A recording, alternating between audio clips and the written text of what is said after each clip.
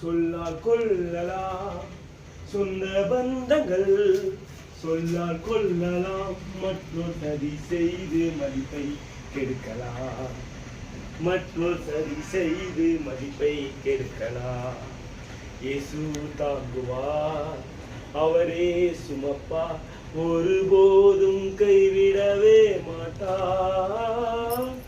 இயேசு தாங்குவார், அவரே சுமப்பார், ஒருபோதும் கைவிடவே மாட்டார்.